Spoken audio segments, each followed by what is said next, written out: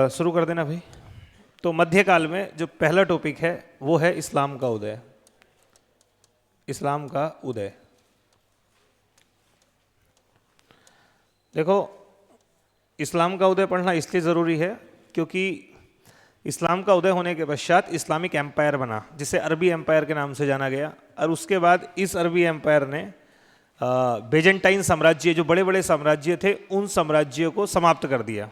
कहने का मतलब एक तरीके से मैं ये कह दूं कि जो रोम वगैरह के साम्राज्य थे उनके प्रभाव को विफल कर दिया, निष्क्रिय कर दिया।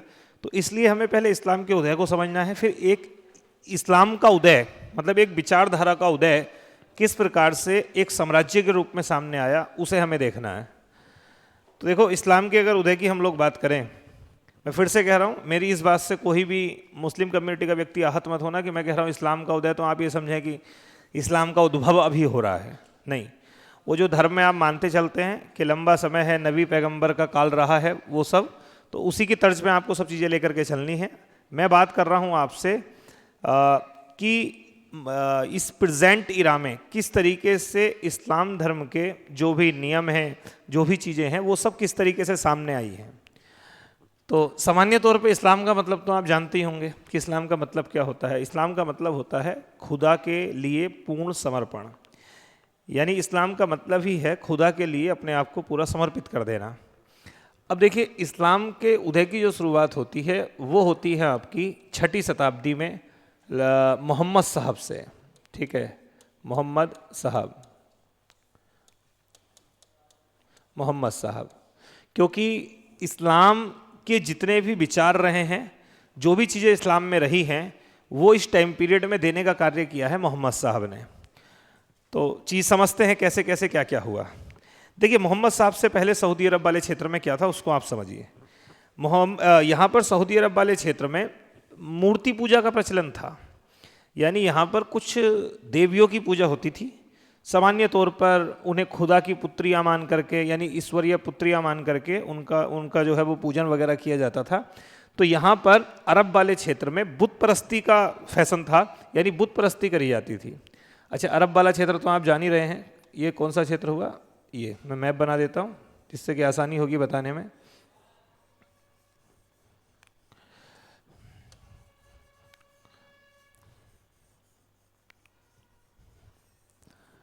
तो ये वाला जो क्षेत्र है ये है अरब वाला क्षेत्र, इसे आप सऊदी के नाम से जानते हैं। ये है सऊदी अरब। इस सऊदी अरब में नीचे ये अलग दो देश हैं, ठीक है, जिसे हम यमन और ओमान कहते हैं। ये नीचे वाले देश में हटा देता हूँ, ये वाले देश, यहाँ पर एक यमन है और एक ये ओमान है। ये ऊपर वाला जो देश आपको दिखाई दे रहा है, ये वाला देश, ये कौन सा है, ये है सऊदी अरब। ये सऊदी अरब। और ये जो आपको देश दिखाई दे रहा है ये है ईरान। ईरान के बाद अफगानिस्तान, फिर पाकिस्तान और फिर इंडिया। तो समझिएगा, इस वाले क्षेत्र में 6ठी शताब्दी से पहले, यानी मोहम्मद साहब ने जब नए विचार दिए, उन विचारों से पहले यहाँ पर कुछ स्थानीय देवियों की पूजा होती थी, यानी बुत परस्ती होती थी, यानी मूर्ति पूजा होती थी। उनको ईश्वरीय पुत्रियाँ मान करके पूजा जाता था कि वो ईश्वर से जुड़ी हुई हैं, ऐसा लोग उनकी सत्ता पर विश्वास करते थे। लेकिन फिर आते हैं मोहम्मद साहब। मोहम्मद साहब का जो जन्म हुआ है वो टाइम पीरियड है 570 ईस्वी, यानी 570 एडी में जन्म हुआ। और देखिए, आम आदमी की ज़िंदगी में तो क्या दुख होते हैं, जो दुख इन्होंने देखे हैं। ठीक है, आप खुश नसीब समझिए अपने को कि सोचिए कि जन्म से पहले जो इनके पिता थे, नाम था अब्दुल्ला, कहते हैं कि इनका देहांत हो गया था। जन्म से पहले इनका देहांत हो गया था अब्दुल्ला का, ये पिता थे इनके। ठीक है, और इनकी माता जो थी, जिनका नाम था अमीना, उन्होंने जन्म दिया। तो कहते हैं कि 6 वर्ष की उम्र में छोड़ करके इनकी माता भी जो है वो भी एक्सपायर कर गई। ठीक है, उनकी भी मृत्यु हो गई।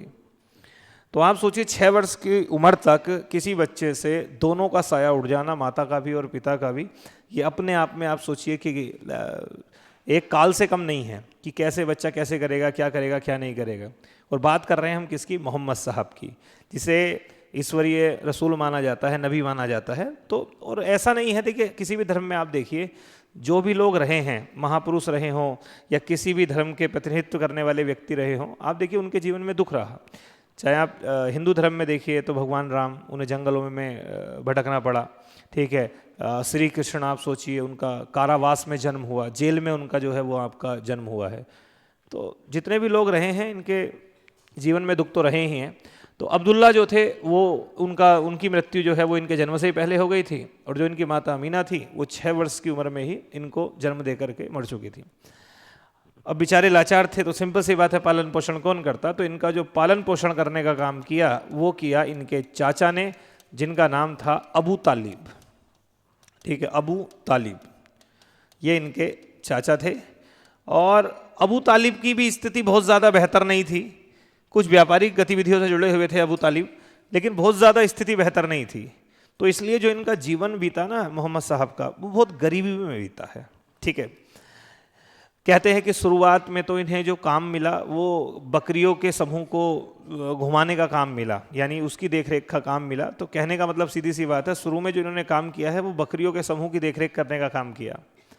लेकिन जैसे जैसे, और ये कहा जाता है कि अगर बुद्धि की दृष्टि से अगर बात की जाए तो काफ़ी कुशल थे।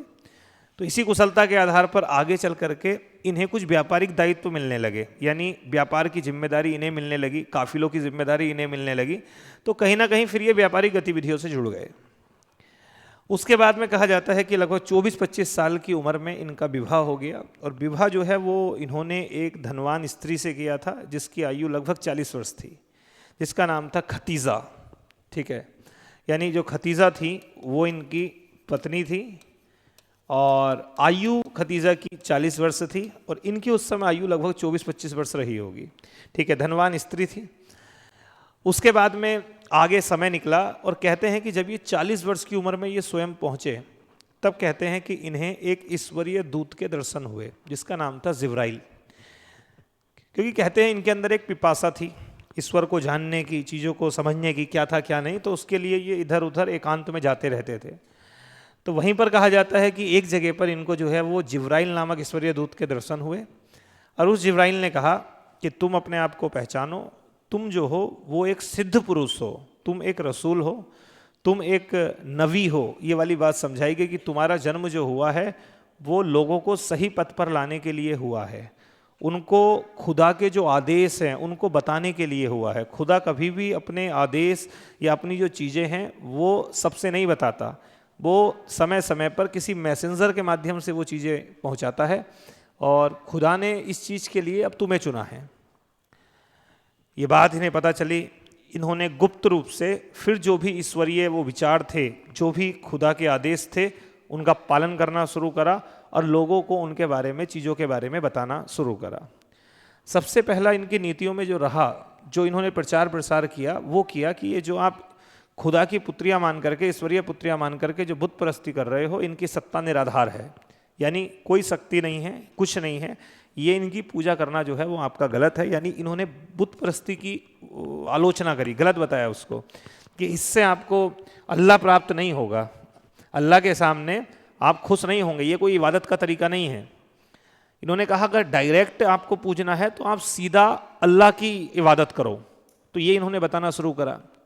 इसके अलावा फिर इन्होंने लोगों को बताया कि उनको नमाज पढ़नी चाहिए, तो इन्होंने नमाज का कॉन्सेप्ट दिया, कलमे का कॉन्सेप्ट इन्होंने दिया, ठीक है। ज़कात के बारे में बताया कि कोई भी व्यक्ति है उसे जितनी इनकम होती है उस इनकम का लगभग 2.5% उसे क्या करना चाहिए, लोगों में जो गरीब लोग हैं, जो कमज़ोर लोग हैं, उनके लिए उसे निकालना चाहिए और उनके लिए उसे उपयोग में लाना चाहिए। तो ज़कात का कॉन्सेप्ट दिया, रोज़े का कॉन्सेप्ट जो है वो इन्होंने दिया। तो ये सब जितने भी विचार थे ये इन्होंने लोगों में प्रचारित करने शुरू कर दिए। अब मोहम्मद साहब जो थे ये कुरैश जनजाति के थे, ये सऊदी अरब में एक बड़ा कबीला था कुरैश जनजाति, तो ये कुरैश जनजाति के थे। तो कुरैश जनजाति के लोग इस समय पर मूर्ति पूजा ही किया करते थे, और जब इन्होंने इस काम करना शुरू करा तो वो भी इनके खिलाफ हो गए, और धीरे धीरे जब वो इनके खिलाफ हुए तब इनके लिए चुनौतियां बढ़नी शुरू हो गई। 3 साल तक तो इन्होंने पूरा काम जो किया है प्रचार प्रसार का वो गुप्त रूप से किया, लेकिन कहते हैं कि फिर इन्हें आदेश हुआ कि अब वो खुले तरीके से जो है वो ईश्वरीय आदेशों का पालन करें और उसका प्रचार प्रसार करें। तब ये खुल करके सामने आए और इन्होंने खुला तरीके से जो है वो बुत परस्ती की आलोचना करी, और जो भी चीज़ें थीं, जो विचार थे, जो नियम थे, जो जिन चीज़ों का इन्हें प्रचार प्रसार करना था वो इन्होंने खुल करके करना शुरू करा। और तब जो है वो कहा जाता है कि इनका विरोध भी चरम स्थिति पर पहुंच गया। तो बहुत ज़्यादा इनका विरोध हुआ।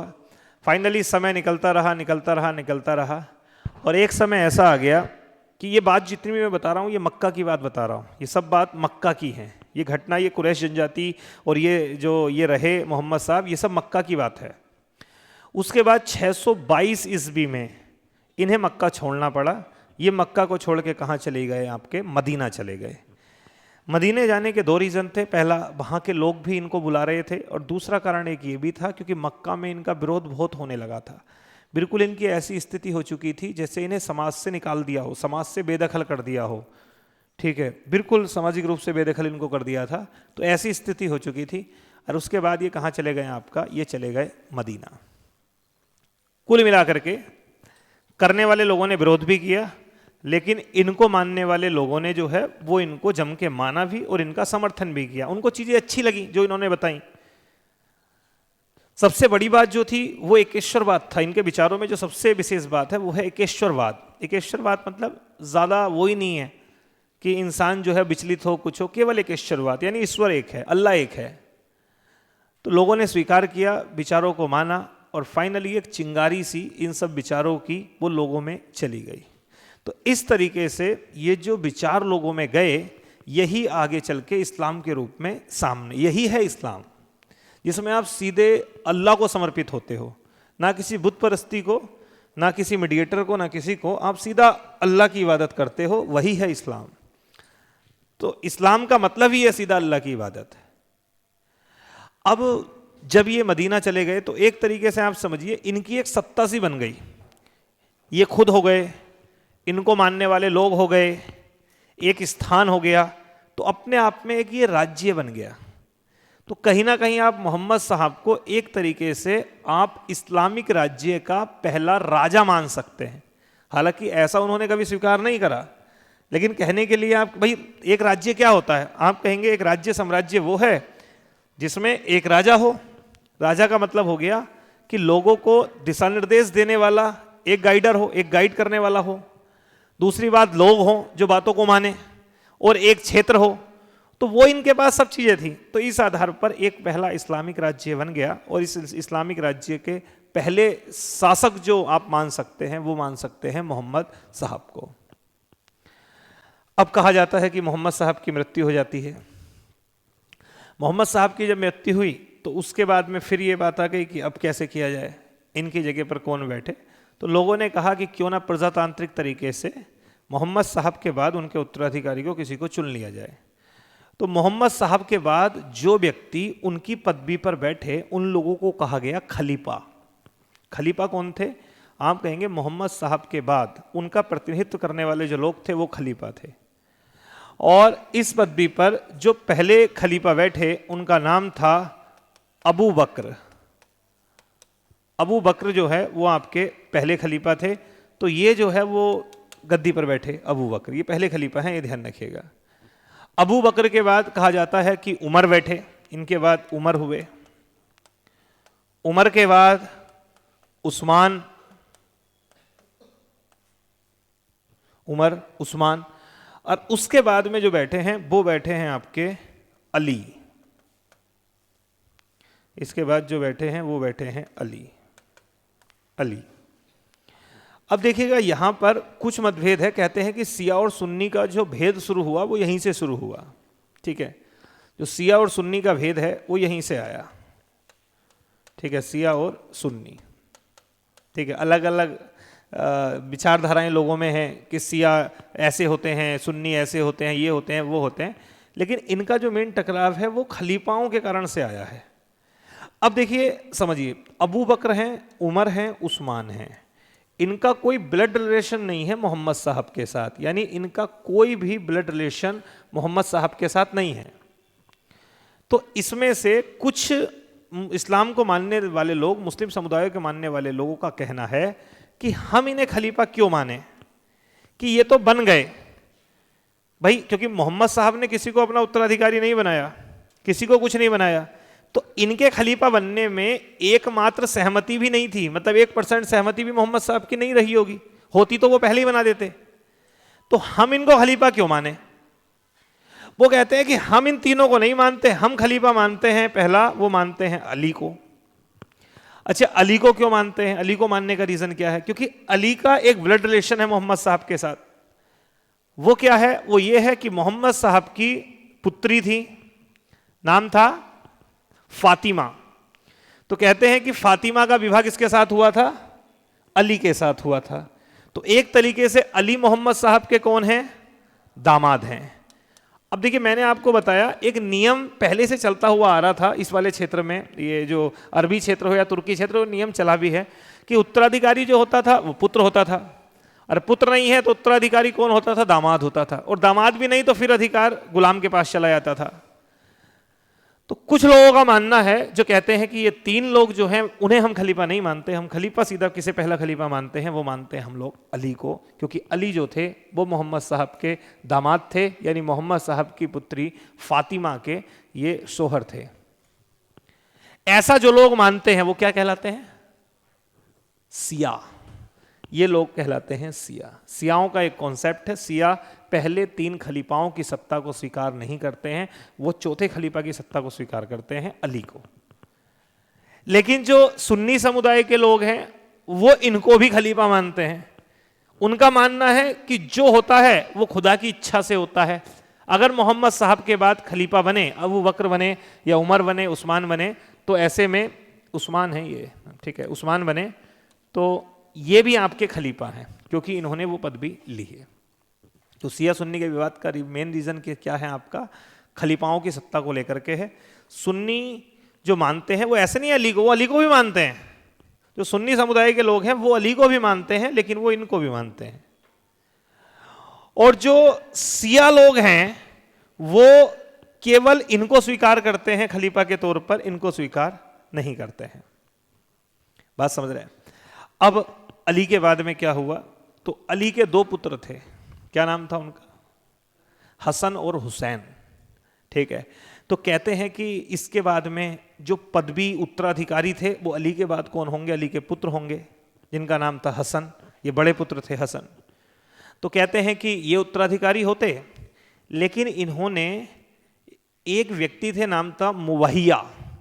मुवहिया के लिए जो है वो गद्दी को छोड़ दिया था, यानी इन्होंने गद्दी जो थी वो उसके लिए छोड़ दी थी। कहते हैं कि मुहैया फिर खलीफा बने। मुहैया के बाद में जो है वो याजिद जो है वो गद्दी पर बैठे, और उसके बाद में जो हसन के भाई थे हुसैन, कुछ लोग चाहते थे कि हुसैन जो है वो, आपको मैं समझाता हूं डिटेल में, थोड़ा बहुत तो कंफ्यूजन आपको हो भी सकता है, समझिए मैं जो आपसे बता रहा हूं। अली के दो पुत्र हुए, एक हुए हसन और एक हुए हुसैन। अब देखिए, अली के समय राजधानी चेंज कर दी गई थी। अली के समय अली जो राजधानी लेके चले गए थे, ये राजधानी लेके चले गए थे कूफा, यानी इस्लामिक राज्य की राजधानी ये लेके चले गए थे कूफा। एक जगह थी कूफा। ये क्यों लेके गए थे? उसका रीजन है क्योंकि जो इनकी प्रारंभिक राजधानी, ये मदीना वाला जो क्षेत्र था ना, ये जो संसाधनों से परिपूर्ण क्षेत्र थे उससे थोड़ा दूर था। तो ये चाहते थे कि राजधानी ऐसी जगह हो जहां पर समृद्ध क्षेत्र हैं। तो समृद्ध क्षेत्रों के बीच में जो जगह पड़ती थी उसका नाम था कूफा। तो अली जो राजधानी लेके चले गए वो चले गए कूफा। अब अली के बाद जो उत्तराधिकारी होते वो होते हसन, लेकिन हसन ने खलीफा की सत्ता छोड़ दी मुवहिया के लिए। मुवहिया एक नाम है, मुवहिया, तो मुवहिया के लिए सत्ता छोड़ दी। तो कहते हैं कि हसन जो है वो खलीफा के पद से हटे और खलीफा का पद मिला मुहैया को। मुहैया के बाद ये पद मिला किसको? आपको, आपका याजिद को, याजिद। अब जब इस तरीके से ये दोबारा से आप देखिए, जो खलीफाओं की सत्ता है वो किसी दूसरे परिवार में चली गई, दूसरे रक्त में चली गई, तो कूफा के लोग ये मांग करने लगे कि हमें जो है वो अली का वास्तविक उत्तराधिकारी चाहिए। और अली का वास्तविक उत्तराधिकारी हसन ने तो छोड़ दी, तो हैं कौन अब? हुसैन। तब कहा जाता है कि हुसैन को लोगों ने कहा कि उन्हें जो है वो उत्तराधिकारी बनना चाहिए, और फिर हुसैन वहां चले गए, उन्हें उत्तराधिकारी घोषित कर दिया गया, जिस कारण से टकराव हुआ आपका याजिद के बीच में और हुसैन के बीच में। और फाइनली आप जानते हैं करबला के मैदान में जो है, जो मदीना से लगभग 25 मील दूर है, वहाँ पर ये लड़ाई हुई और इस लड़ाई में हुसैन शहीद हो गए। ठीक है, तो करबला के मैदान में अगर आप देखें, अगर इस्लामिक रूप से देखें तो रक्त रंजित लड़ाई रही है। वहाँ पर सोचिए कि जो हुसैन को मारने वाले लोग हैं वो काफिर नहीं थे, वो मुस्लिम ही थे, लेकिन समझ नहीं पाए, ना विचार को समझ पाए ना चीज़ों, क्योंकि रीजन क्या था ना कि आपसी रंजिश बहुत ज़्यादा बढ़ चुकी थी। इस समय तक द्वेष की भावना बहुत ज़्यादा बढ़ चुकी थी। तो सिंपल सी बात है, अब आपको पता भी है कि हम लोग क्या करते हैं, हुसैन की याद में जो है वो क्या मनाते हैं, मुहर्रम। मुहर्रम किसका त्यौहार है, सियाओं का या सुन्नियों का? सियाओं का क्यों कहते हैं आप, है तो सुन्नियों का भी। क्यों कहते हैं, रीज़न है क्योंकि सिया लोग क्या करते हैं, वो अली की सत्ता को स्वीकार करते हैं। और जब अली की सत्ता को स्वीकार करेंगे तो इनका रक्त संबंध है हुसैन के साथ। तो हुसैन जब शहीद हुए तो उसमें वो क्या करते हैं, वो लोग मुहर्रम मनाते हैं। और मुहर्रम जो है वो खुशी का त्यौहार नहीं है। मुहर्रम में ये लोग ये जाहिर करते हैं, ये कहना चाहते हैं कि उस समय अगर करबला में हम होते तो हम तुम्हारे साथ वो नहीं होने देते जो वहां पर हुआ, हम खुद कट जाते, खुद मर जाते। इसलिए आप देखेंगे यहां पर तो मुहर्रम कुछ भी नहीं है। कुछ जगह पर जहां सिया बहुल क्षेत्र है वहां पर जब लोग मुहर्रम निकालते हैं तो वो तलवार वगैरह वो सब चीजें लेकर के मुहर्रम निकालते हैं और वो अपने शरीर को काटते हैं। ठीक है, लेकर के जंजीरों में चाकू वगैरह वो अपनी पीठों पर मारते हैं। ठीक है, 100 टाके आ जाते हैं एक एक व्यक्ति के, अपना पूरा फाड़ लेते हैं शरीर वो। मतलब उनका ये इच्छा होती है, उनका ये कहना होता है कि अगर उस समय हम रहे होते तो हुसैन तुम्हारे साथ ऐसा नहीं हुआ होता। फाइनली चलिए जो भी है, तो मुहर्रम में अभी लोग मनाते हैं। मैंने क्या कहा, बहुत सारे त्यौहार ऐसे हैं लोग मनाते हैं, वो ऐसे कि हम मुहर्रम आ गए तो खुश होते हैं। मुहर्रम, आप समझिए मुहर्रम क्या है। मुहर्रम जश्न का दिन नहीं है, वो मातम का दिन है, क्योंकि उस दिन हुसैन शहीद हुए थे। समझ रहे हैं आप इस चीज को? तो वो दिन मातम का है, वो जश्न का दिन नहीं है, वो कुर्बानी का दिन है। खैर, इसके बाद में क्या होता है, अब आगे चल करके अब ये सेम जो है वो लोग इसी तरीके से खलीफा बनते चले गए। अलग अलग वंश के खलीफा आए, उमैया वंश के खलीफा आए, अब्बासी वंश के खलीफा आए, और ये जो खलीफा का पद है ये आगे इसी तरीके से बढ़ता रहा। और इस खलीफा के पद को समाप्त किया गया है आपका आकर के जब फर्स्ट वर्ल्ड वॉर हुई, और जब तुर्की फर्स्ट वर्ल्ड वॉर में शामिल हुआ था, उस समय जो मेन केंद्र था वो तुर्की में हुआ करता था खलीफा का। तो जब फर्स्ट वर्ल्ड वॉर में तुर्की वगैरह शामिल हुआ और तुर्की की हार हो गई, तो फाइनली अंग्रेजों ने यह कहा जाता है कि खलीफा के अधिकारों में कमी कर दी, खलीफा के अधिकारों को सीमित कर दिया, और आगे चल के तो खलीफा का पद ही समाप्त कर दिया गया। और भारत में इसी खलीफा के लिए जो है वो एक आंदोलन हुआ था जिसे खिलाफत आंदोलन कहा जाता है। जब अंग्रेज़ों ने खलीफा के अधिकारों को वापस कर लिया था, तो खलीफा के उसी अधिकारों को दोबारा दिलवाने के लिए भारत में एक आंदोलन की शुरुआत हुई थी 1919-20 में, जिसका नाम था खिलाफत आंदोलन। बात समझ रहे हैं? खैर, ये कुछ बेसिक सी बातें थी जो मोहम्मद साहब के बारे में, उन चीज़ों के बारे में आपको पता होना चाहिए। अब क्या हुआ, अब देखिए, जो मोहम्मद साहब ने मेन इस्लाम में जो पिलर दिए हैं वो 5 पिलर हैं इस्लाम के। इस्लाम 5 पिलर पे टिका हुआ है। 5 पिलर का मतलब क्या है? पिलर का मतलब है एक इस्लामी व्यक्ति वो है जो इन 5 चीजों को करता है। यानी इन 5 चीजों से ही आप खुदा के प्रति समर्पित माने जाते हो, आपका पूर्ण समर्पण खुदा के प्रति माना जाता है, अन्यथा नहीं। सबसे पहला रोजा। सबसे पहला रोजा आप करते हैं या नहीं करते हैं? रोजा मैंने इसलिए बोला पहले क्योंकि इस समय रोजे चल रहे हैं। ठीक है, नमाज, जकात, हज, और एक और है क्या, कलमा। यानी 5 चीजें हैं इस्लाम के, जो 5 पिलर हैं, 5 स्तंभ हैं इस्लाम के। इस्लाम के 5 स्तंभ, इसमें एक हो गया नमाज, एक हो गया रोज़ा, एक हो गया जकात, एक हो गया हज, एक हो गया कलमा। कलमा 5। पहला, नमाज। इस्लाम कितने समय की नमाज बताता है? 5 समय की नमाज बताता है। ठीक है, 5 समय की नमाज वो करना ज़रूरी है, वो इबादत का एक प्रमुख अंग है, 5 समय की नमाज। रोज़ा, आपको पता है ईश्वरीय इबादत में भोजन को त्यागना यानी एक तरीके का कायाकलेश है, अपने शरीर को दुख देना कि हम इबादत कर सकते हैं। ज़कात, ये बेसिकली जो पिलर है ये सामाजिक समानता के लिए है। इसमें जो समृद्ध लोग हैं वो अपनी इनकम का, वार्षिक आय का लगभग 2.5%, यानी कहने का मतलब है 1/40 भाग वो क्या करते हैं, वो गरीबों के लिए, ज़रूरतमंदों के लिए निकालते हैं। तो ऐसा सभी लोग करते होंगे इस तरीके से। इसके बाद आता है आपका हज। ठीक है, हज तो आप जानते। अच्छा, एक चीज़ और ध्यान रखना कि जो मक्का से मदीना गए हैं मोहम्मद साहब, वो गए हैं 622 AD में। कहाँ गए? मक्का से मदीना।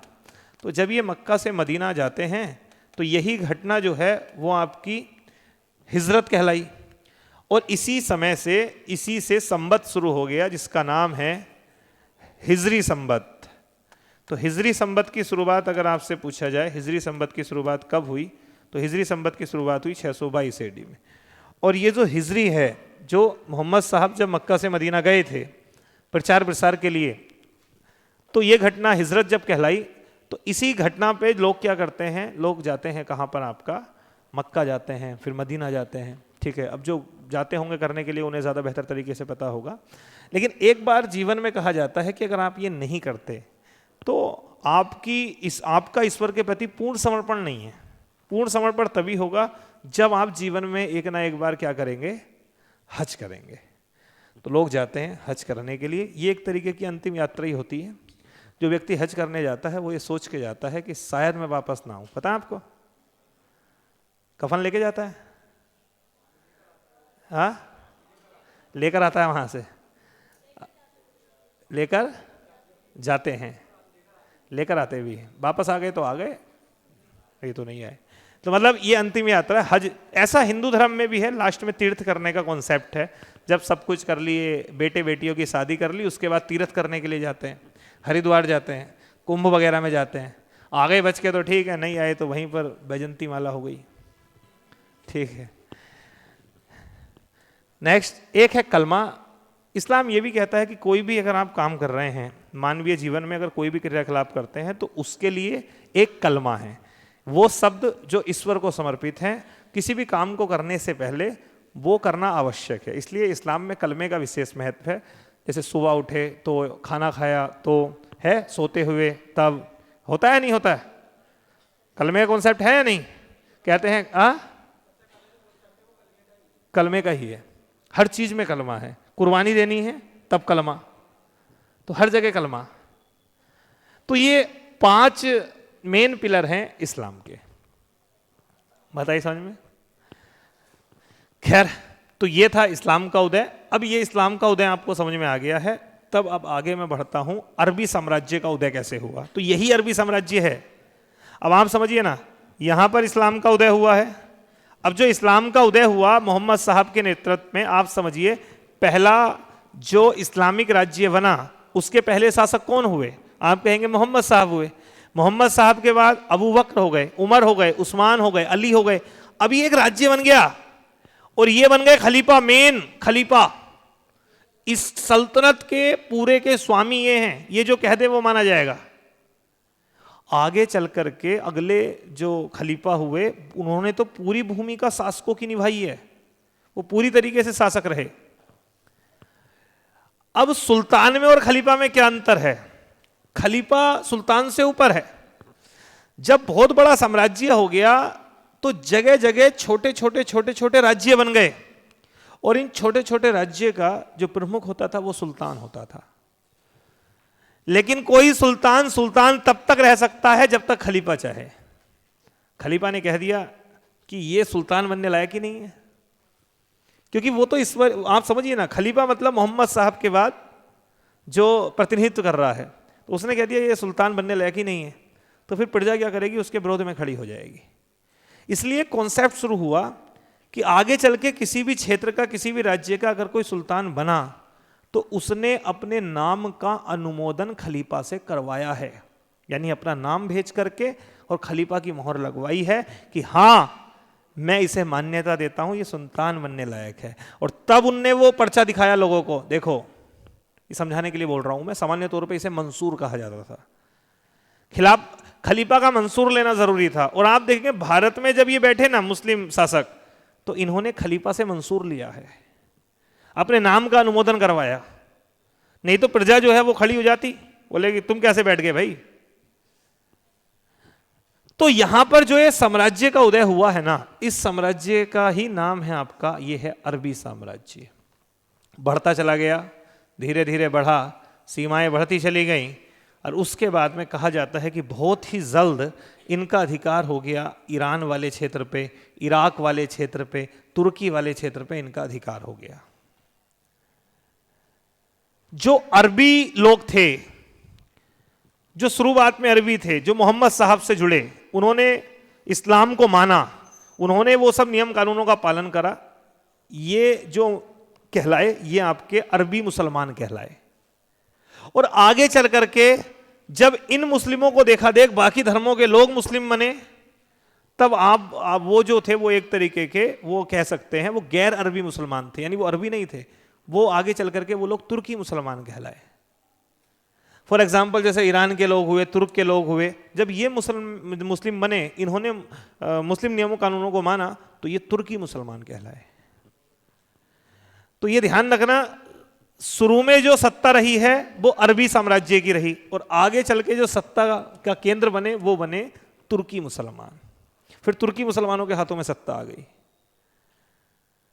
तो ये मैं भी क्लियर करूंगा आपसे अरबी का और तुर्की का कॉन्सेप्ट, ये क्या क्या है क्या क्या नहीं है। फिलहाल यहाँ से कोई क्वेश्चन किसी का है तो वो मेरे को बताओ, फिर हम आगे बात करेंगे अरबी आक्रमण की और तुर्की आक्रमण की। ये बताओ, कोई प्रश्न है किसी का तो?